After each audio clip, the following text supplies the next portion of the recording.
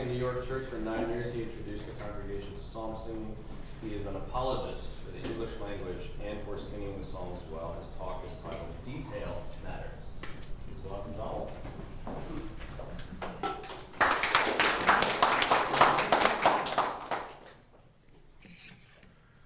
Good to see you. Good to be here. I would like to begin by reading from Genesis. And I didn't bring my Bible on the plane, so I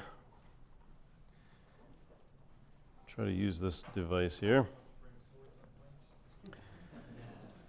Yeah, exactly. Then God said, "Let there be light," and there was light. And God saw the light that it was good.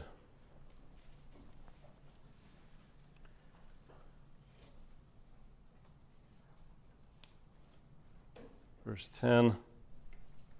And God called the dry land earth, and the gathering together of the waters he called seas, and God saw that it was good.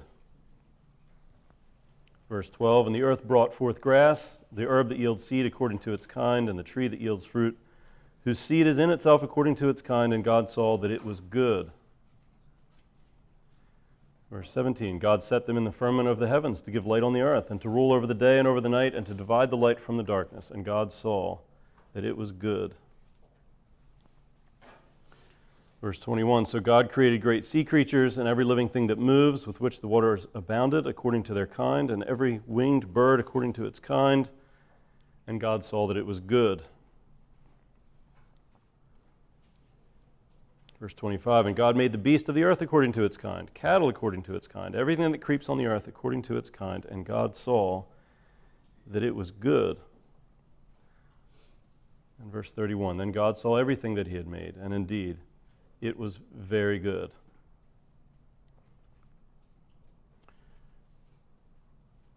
Back to verse 27.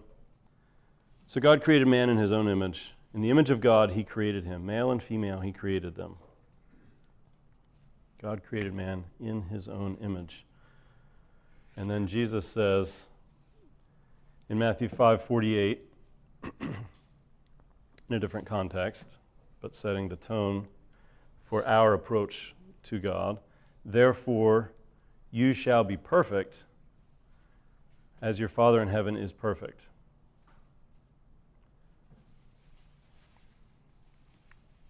God created, God looked at what he created, God said what he created was good. He created us in his image to imitate him, to follow his example. And then Jesus tells us,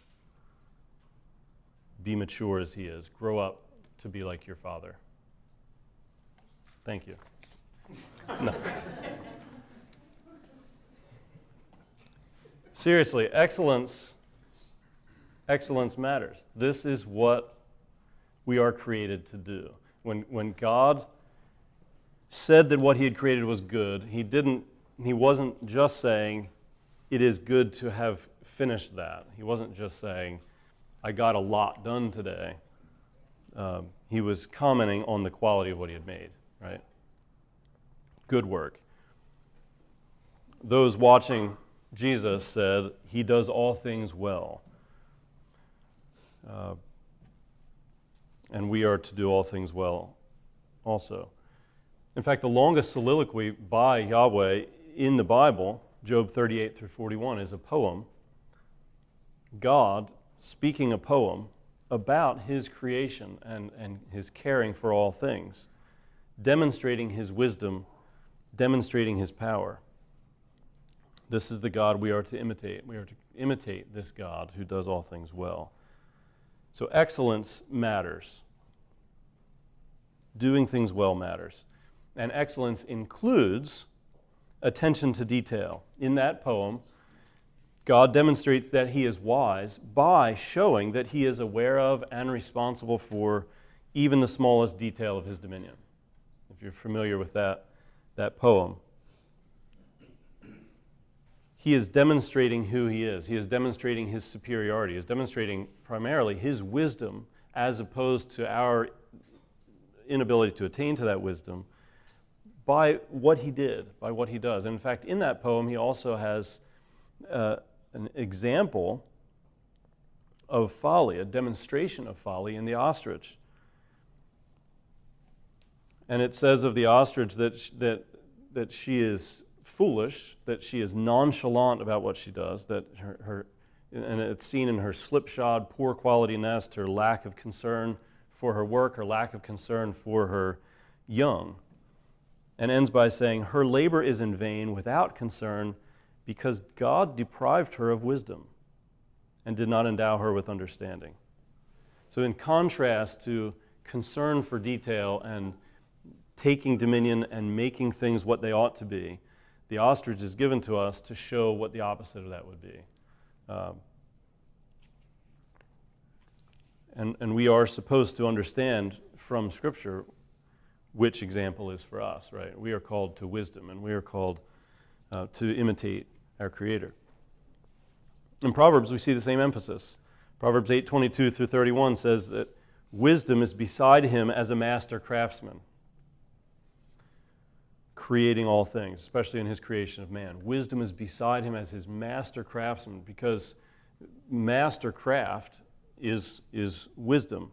Wisdom is skill at right living, to put it in a short way, where it is the capacity to know the facts, understand their relationship, and be skillful at applying them.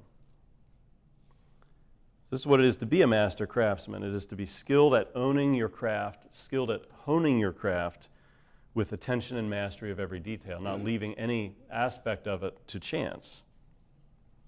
Take the craft of husbandry. The foolish landowner of Proverbs 24 is lazy, slack-handed, neglectful of details, right? Whereas the wise landowner of verse 27, or of chapter 27, is diligent to know the state of his flocks and attend to his herds. He searches out. He knows all about every corner of his dominion, and he forces it to yield to his will so that it will be what it should be. Again, not leaving anything to chance, so that it will yield increase instead of dissipating. Wisdom in your craft is taking thought for every detail, leaving nothing to chance. It is owning it and caring about every aspect of it. Proverbs 22:29, do you see a man who excels in his work? He will stand before kings. He will not stand before unknown men. And this excels could be translated is diligent or even speedy, quick to it. He's on it. This is opposed to being slack or careless about it. He's on it. He can do it right away, and he can do it well. This idea is ubiquitous in Scripture, from the rich meaning of every tabernacle component, right, to the astounding craftsmanship, so that quarry-cut temple stones didn't need any field dressing to fit together, to the inspiration of the Spirit, giving Hiram unsurpassed building savvy. Solomon's wisdom was not simply knowing about God or theology, but every detail of animals and birds, bugs, fish, plants, even to the hyssop that springs from the wall. If we are accountable for every idle word, if we must bring every thought captive, every thought, if we are even to intentionally act for God's glory in the mundanity of eating and drinking, if God's care is demonstrated in managing every sparrow and every hair on the head, surely details matter. Details matter to God, therefore they should matter to us. And wisdom, skill in your craft will be seen in how well you have understood and managed the details of it, and left nothing to chance, as we are tempted to do in our laziness. So not only is skill called for, and skill exemplified in taking care of detail, of understanding and using every detail well, there is theology in the details. Imagine a king who sent his people to build a great cathedral and checks on them years into the project and finds them worshiping under a tent with tarps stretched over the unopened crates of material and supplies. His reaction seems to be somewhat like Jesus' reaction when he repeatedly says to the Jews, have you not read? Like, I sent you, I gave all the tools for dominion to you, and you haven't read them. You haven't not really read them. He actually expected them to read thoroughly enough to have figured out the necessity of new birth, or that marriage is for life, but only for this life. Right? And he says to them, have you not read? And further, the way Jesus speaks about and uses Scripture, the way he mocks the scholars, shows that the right way to read Scripture is to see the full implication of the smallest detail. We're not exactly what he would call reading if we think only the sweeping themes matter, not the small details. Matthew 22:32.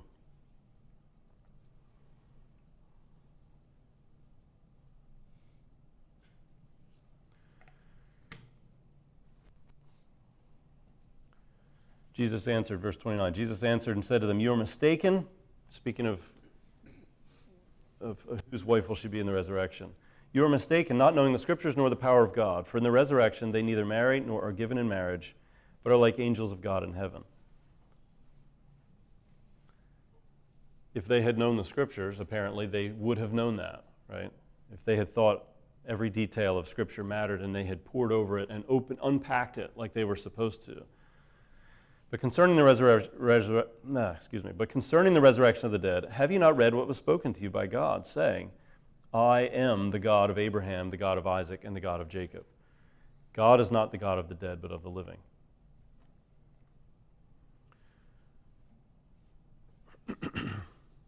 As Matthew Poole comments, God doth not say, I have been, but am. And that small difference should have caught their attention. Every small detail of Scripture is strong enough to hang your theology on. And that's how we're supposed to read it. The detail matters.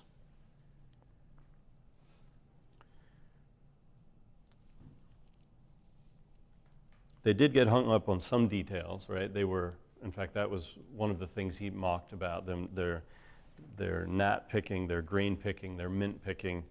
But even of those, of their tithing on the smallest mint and cumin in their garden, even those, he says, these things you ought to have done without leaving the others undone. They were missing the big picture. But it was not a problem to pay attention to detail. That's not what they were rebuked for. Essentially, Jesus is saying the flaw in your theology comes from not thinking the details matter. If you had the respect for the Word that you should have, you would see it as trustworthy as reinforced concrete, strong enough to hang your entire theology on the smallest part of a letter, because not one of those will pass from it. If you look close enough, you'll find theology in the details. Later in that same chapter, Matthew 22:43, he said to them, how then does David in the Spirit call him Lord, saying, the Lord said to my Lord, sit at my right hand till I make your enemies your footstool. If David then calls him Lord, how is he his son? Again, he expects the Psalter to be read with attention to detail. He expects us to read it with eyes wide open. I like the word gullible, except that it implies that the thing being believed isn't true. But that same, just fully take it in. Every small detail. He calls him Lord. Wow, that must mean, right?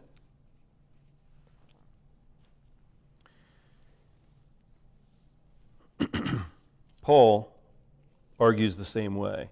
Galatians 3:17. He does not say, and to seeds, as of many, but as of one, and to your seed, who is Christ. Again, this attention to detail. He could have said, and to your seed, and we shouldn't gloss over it and say, well, it can't be pushed to mean all that it says or in every small detail. Well, yes, it should be. Jesus, again, his comment, Matthew 5, about every jot or tittle, even if it's hyperbole, must be at least taken to understood. We must at least take it to mean there are no accidental details. There are no throwaway bits, no negotiable bits. We are to approach Scripture, again, as a child, with complete abandon. Whoa, he said it would be well with me if I honor my mom and dad. I better honor my mom and dad. Uh-oh, whatever I sow, I will reap. Better be careful what I sow. Wow, God said, I am the God of Abraham. That must mean Abraham is still alive. And that is how we're to approach the Psalms. Eyes wide open, enthralled with every detail, and not erasing any of them because they don't fit with the way we're going to translate it or sing it. So this is my first point, is that the details do matter. And I think Scripture is plain on that point. But then that leads us to a dilemma, because my second point is that translation is impossible. I didn't call this talk Details Matter, but Detail Matters, because we are looking at matters of detail. The details do matter, but what do we do about the fact that translation, people say lost in translation. My second point is list in translation. Translations tend to list. They tend to lean one way or another. They tend to drift over time, even. What do we do about that? The problem of the impossibility. If every detail matters, is real translation possible? I pulled a bunch of books off my shelves of translated poetry and read the introductions. I don't buy books of translated poetry for the introduction, so I hadn't actually done that before, to see what the educated, experienced translators of poetry say. And the interesting theme I found was two themes: self-deprecating admission that their work isn't what it ought to be, not as good as the original. And another theme in all of these authors is a lengthy description of how they toiled and strove to faithfully represent not just the plain meaning of the words, but as much as possible the sense, the form, the style, the accidents of expression, the voice of the author, the poetry of the poetry. Dorothy Sayers, in her 1949 translation of the Divine Comedy, said, "The most that one can do with the most brilliant passages is to erect, as best one can, a kind of signpost to indicate, here is beauty. Make haste to learn Italian so you may read it for yourselves." In her translation of the Song of Roland from French, as well as her translation of the Divine Comedy, she admits that she is balancing two goals: faithfulness to the original and readability in English, but that it's a balance. Ultimately, though, she comes down on the side of it being impossible. Here are two more quotes from her. She said at one point, "It is not, of course, Dante. No translation could ever be Dante." And further along, "When Dante chooses to be sheerly beautiful, he writes not like a man, but like an angel. And at that point, the translator has to give up the chase after perfection." So Dorothy Sayers didn't think that it was possible. Philip Vellacott, in his 56th translation of Aeschylus, bluntly begins his introduction, "This is not a very literal translation." And he ends it even more bluntly, "The highest ideal of a translation from Greek is achieved when the reader flings it impatiently into the fire and begins patiently to learn the language for himself." So, I don't want my psalm versification to be flung into the fire, but I can at least understand where he's coming from. If the result of writing metrical psalms was for the singers to say, "I'm going to sign up for a Hebrew class," there could be worse outcomes, right? That would be fantastic. But on our subject, is translation possible? It doesn't look too good for these people who actually know how to do it and did it very well. But this charge could be leveled against all English translations of Scripture, right? I mean, if translation from Greek, the highest ideal is for people to go learn it for themselves and throw the translation out, what does that say about our translations of the Scripture? Don't we all reject this idea to some extent? Doug Wilson wrote in Wordsmithy, Jesus taught his disciples in Aramaic, but God wanted the original that we have received to be a Greek translation of that teaching. The canonical text of the Lord's teaching is a translation and not what originally came from the Lord's mouth. This means that God approves of translation. We ought not to accept, therefore, the idea that something is always lost in translation. So is this one of the problems? That like Brie, we only, in the Horse and His Boy, that we only run as hard as we think possible. Since we assume it cannot be accurate, we surrender before we should. 1 Corinthians 14, 1 through 28 is on this subject of tongue speaking in the assembly and the necessity of having a translator. And in fact, if you don't have an interpreter there, you're to be silent. And it seems to be assumed that interpretation is possible, that it is possible to translate the intent of what is said. The job of the translator, the job of the interpreter, according to that passage, is so that the meaning of the source tongue can be brought into the hearer's mind, and sentences can be constructed in the target tongue that carry the same meaning. To falter in that task is to speak into the air. Wonderfully apt phrase. To speak into the air. We don't want to be speaking into the air. We want to be speaking into the hearts and minds of our audience. And in fact, it's not only necessary, it's not only possible, it's required, at least in that context. Nehemiah 8:8. So they read distinctly from the book in the law of God, and they gave the sense and helped them to understand the reading.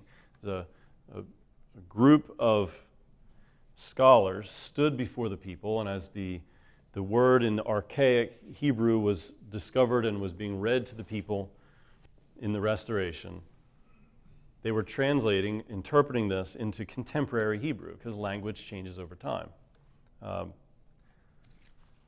So this may be part of the problem. So we have these modern translators saying real good translation is impossible. We have the necessity of the translation, and we have the requirement to translate, and we have the assumption that translation can happen. How do we sort out this dilemma? And I think part of what we should understand is here in Nehemiah. Translation is possible, but it must be redone continually. The language changes over time. We will never have the definitive translation because our language lists, right? Our language lists as well. So maybe we could summarize where we are at this point in the conversation as translation is possible, but not definitively so. At least that much. And then another part of the problem, the part of what is creating this dilemma that we have to sort out, is that we're not just talking about translating sense. As Scott alluded to at the end, we're translating poetry. And there is something to poetry beyond the literal sense. If all we had was an accurate translation of the terms, we didn't get the poetry through. So I think we have to admit that accurate translation of the meaning is possible. That's what language is for. There is no language that does not have the ability to carry meaning, as Paul said. So we can do that, but can we translate the poetry of the poetry? So the translation of the meaning is possible, even if we must plan for obsolescence. Why are these translators so hopeless about it? To quote Dorothy Sayers again, speaking of Dante's vivid thumbnail sketches that are characteristic of Dante, that happen here and there. They are part of the poetry, but they are not the poetry itself. That is incommunicable in any other language than Dante's own. So she's saying we can get the sense of the words across, but the poetry doesn't come through. So again, what is it exactly that's incommunicable? What is it? What is this poetry she speaks of? I don't know how to pronounce this guy's name. John Chardy? You looked it up? Translation of his 1954 translation of the Inferno has a very helpful introduction. He describes what's incommunicable with a helpful simile. Translating from one language to another is like playing on the violin what was written for the piano. It can make recognizably the same music, but only when it is faithful to its own self-logic. It would not do any good to try to make the violin sound like a piano, right? But if you understand what choices the pianist was making to get the right feeling across, to get the music through, and you know the violin, you ought to be able to make the same choices on the violin that the pianist would have made if he were a violinist to get that feeling across. Another quote from him. Poetry is not made of words, but of word complexes, elaborate structures involving, among other things, denotations, connotations, rhythms, puns, juxtapositions, and echoes of the tradition in which the poet is writing. Key phrase here, it is difficult in prose and impossible in poetry to juggle such a complex intact across the barrier of language. What must be saved, even at the expense of making 4 strings do for 88 keys, is the total feeling of the complex, its gestalt. And then he goes on to describe the great pains he took to thoroughly understand the choices Dante made in Italian to achieve his meaning and effect in Italian, in order to make in English the same choices Dante would have made if he were an English speaker. I think this is key. I think this is what we're trying to do. We need to understand that translation is impossible in a sense, but it's also possible in a sense. And because we believe in translation, if we were to take just the first reading of these translators, Dorothy Sayers and others, and say, oh, it's impossible, then we ought to all be teaching our children Greek and Hebrew, and maybe we should anyway, but not even have English translations of the Bible at all. But since we do reject that notion, and God has told us to translate, then we need to understand what the difficulties are and try to do it in a way to get the poetry across if we can. Another translator, Paul Roche, in his 1958 translation of the Oedipus plays, writes directly to our question, lucidly and at great length, and I would recommend that as well. Again, using the music simile, and maybe it's not even a simile because poetry is music. If poetry lies somewhere between meaning and music, not as though it is neither meaning nor music, but it is both. If poetry lies somewhere between meaning and music, sense and sound, it is obvious that when meanings cross the barrier of different tongues, they do not take their music with them. When meanings cross the barrier of different tongues, they do not take their music with them. They have to assume new sounds, and these new sounds may not be the aesthetic equivalent of the original. And he goes on to demonstrate that with several examples. Quote, if the translator cannot tell that my Italy has not the same ring to it as Italia mia, and that the alpha and the omega is the same and yet utterly different from A to Z, then he had better leave the business of translating poetry alone. And then he goes to give some English examples. So I came up with a few of my own of poems I like. Whittier's poem, "Blessings on thee, little man, barefoot boy with cheeks of tan." We may get the same meaning by writing, "Bless you, short guy with tan face and no shoes," but not really. Or "The breaking waves dashed high on a stern and rock-bound coast." Literally means the same as "the waves splashed a lot on the scary rocks at the edge." And Shelley's "two vast and trunkless legs of stone" are just two big stone legs, right? But the glory is departed, right? And he who cannot tell had better leave the business of translating poetry alone. So can we translate? Yes. Can we translate into good poetry? That is what we're about.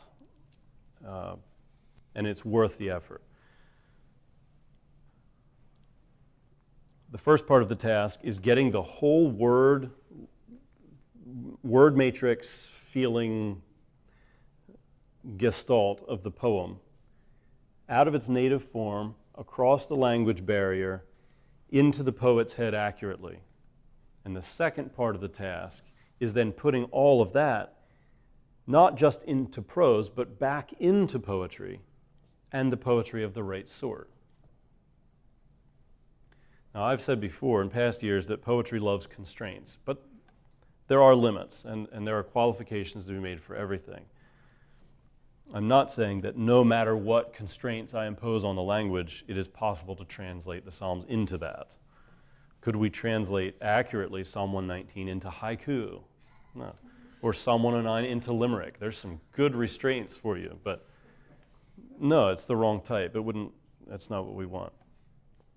Translating involves not just translating into the right words to evoke the author's intent, but into the right form, translating the poetry of the poetry. So again, take great pains to thoroughly understand the choices David made in Hebrew to achieve his meaning and effect, as Scott just did, and then make in English the choices David would have made to achieve the same meaning and effect in English. It will be different. So yes, translation of poetry is impossible.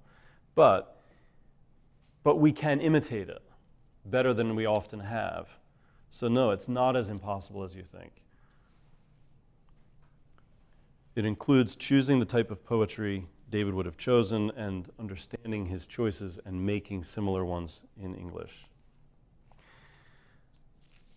So that's my basic idea. That's what we're about. Translation of poetry is more than just translation of sense. It is translation of the poetry of the poetry. And I think understanding that is actually a big part of getting started. If we don't understand that, I think one of the reasons that we've had so many bad psalm versifications is because that has been forgotten or not even understood. So I have there, because that took less time than I thought, I have a few random application points I was hoping to get to. First of all, care deeply. If you're about to start about this process of doing a psalm versification, writing a metrical psalm, care about it. Care a lot. Know that it matters. Know that every detail matters. Be enthusiastic for painstaking detail. The story is told, as you may have heard, of Oscar Wilde. A friend was visiting who thought that he was an Englishman and wasted a lot of time on nothing, and asked him, "What have you spent all morning doing?" as he was revising his book of poetry. And he said he had a very productive morning. He worked all morning on revising poetry. And he said, "What did you do?" He said, "I took a comma out." And he said, "Is that all?" And he said, "No, after mature reflection, I put it back in." If that's not the kind of author you are, you're not a poet. See how great a forest a little fire kindles, and focus on all of these little things. Don't excuse badness. Care deeply. Secondly, open your gifts, but first read the tag. Are you gifted? It may not be your gift. I was considering calling this Jack Squat of all trades. Just because you have a name in writing theology doesn't mean that you are a poet and can write any kind of poetry. Assess your gifts. Assess your gifts soberly, according as God hath dealt to every man. If it is not your gift, it may indicate something fixed about your DNA. Or it may indicate something that may be fixed with enough practice and experience. But either way, don't go to press yet. Doug Wilson again, in wordsmithy. Competence in one area is not something that transfers automatically to another. So it may be a good idea to try out all kinds of writing. Don't assume every writer can write everything. Someone, I can't remember who, said people should be forbidden from writing poetry before they're 35 because they cannot feel deeply enough. They don't have broad enough experience they haven't percolated in the granules of life in a hefty enough way to do the poetry of the poetry, but simply write words that mean things. Third application, as we're getting about this, I've called this point mulled poetry, like mulled wine. It needs to soak. In his introduction to his verse translation of Beowulf, Seamus Heaney describes the importance of the gestation of a poem, the process between its conception and its birth, where it gradually forms within you. Quote, "The erotics of composition are essential to the process, some pre-reflective excitation and orientation, some sense that your own little verse craft can dock safe and sound at the big key of the language. And this is as true for translators as it is for poets attempting original work." And I think he's right. Soak in the original.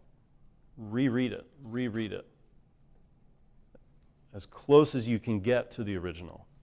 One reason I'm intending to take a Hebrew course this fall if I can, because as I did this, I realized that that's what I need to work on. Get as close as you can to the original. Absorb the spice of it, the contours, the alliterations, the juxtaposed tenses, the literary errors. I spoke with someone in our church who knows Hebrew about learning Hebrew, and he said, don't start with the Psalms. They're bad Hebrew. There are a lot of them, which is what I expected him to say, because that's the same is true of poetry in English. That's what poetry is very often taking you off guard and breaking the rules with somebody who's really, really familiar with the language. That's how you get the poetry into the poetry. So don't flatten all that out when you're doing a versification or something. And then along the way of mulling in the original, take notes. That's just a small side note there. I know from experience, sometimes the balloon pops and can't be reinflated. Write it down while it's in your head. 2 more points. Hire Amelia Bedelia. Do you know who Amelia Bedelia is? I have a daughter I should have named Amelia Bedelia. If it could be taken another way, someone will take it that way, right? One unfortunate pun could destroy the mood entirely. One example is from the not as often sung verse from God Rest Ye Merry Gentlemen. In Bethlehem in Israel, this blessed babe was born and laid within a manger upon this blessed morn. The which his mother Mary did nothing take in scorn. Now, it's spelled right, but how many children under 10 are wondering what they just sang? And will never say anything, just draw their own conclusions. That's unfortunate. So look it over for those things. And then finally, and I'm just repeating, take great pains to thoroughly understand the choices David made in Hebrew to achieve his meaning and effect. Then in English, make the choices David would have made to achieve the same meaning and effect. This includes choosing the type of English poetry he would have chosen. I don't think it will be prose. Translate the poetry of the poetry. Thank you.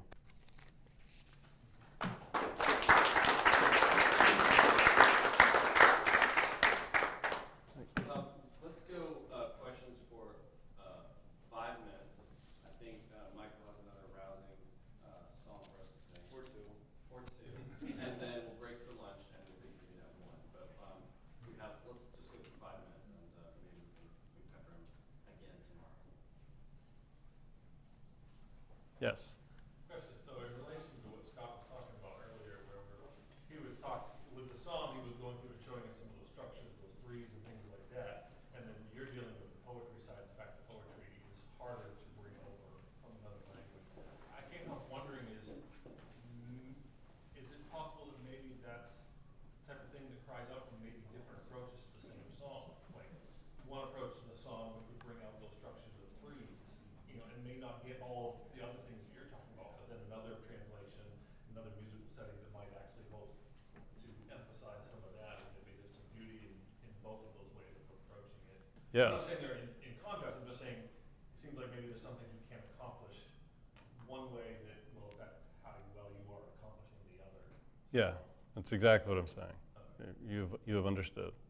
I think we will have to do it again, and we'll have to do it again. And what worked really well in Hebrew poetry might not work well in English, and it may. You should try it. You should at least make sure you understood what it was. But we should have more than one version to sing, and we ought to write metrical psalms that people can be urged to meditate on day and night. So there should be a whole lot to them. They should be deep.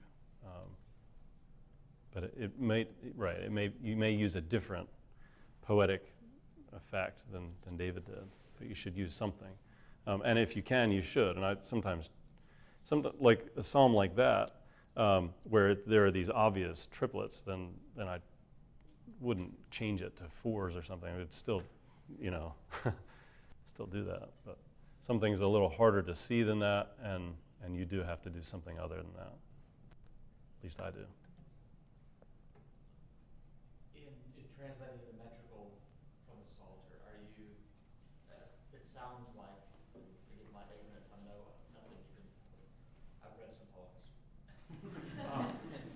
It sounds like dynamic equivalence suggestion. I know. Which it may not be. I mean, if you are translating the Psalms from Hebrew, there's one thing in giving people access to the feel of the Hebrew, leaving it in those awkward constructions to give them access to the Hebrew as much as they can. But you're saying when you're turning it into metrical, there's another step going on there, and so maybe you have to go after the dynamic equivalence. Particularly with poetry, yeah. So would this argue against chanting of translated English literal songs? Jordan always argued, now you're singing the actual song, not a sermon on the song. But you're not. Right. You're singing an English translation that a lot of the beauty, a lot of the poetry is missing. So no, that's exactly what I'm arguing against. So you would I think there's a place for it. It's like there's a place for reading the Psalms without even singing it, but I think it should be less than the actual singing of it. But does our form of metrical psalm even capture what the Hebrew was originally trying to? He would argue against singing metrical psalms as opposed to chanting. Maybe there's something else we need to be doing that doesn't even exist, or maybe there's something closer. I think that's part of the purpose of Psalm Tabs, try to flesh that out. Because it is, those are the sides. You see the debate. I think there's a place for all of them, and I think we're poor. We're poor in our psalmody if we don't have all of them in our regular use.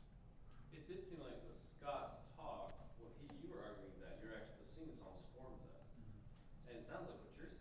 we need to do some forming in translation to make it fit English, right?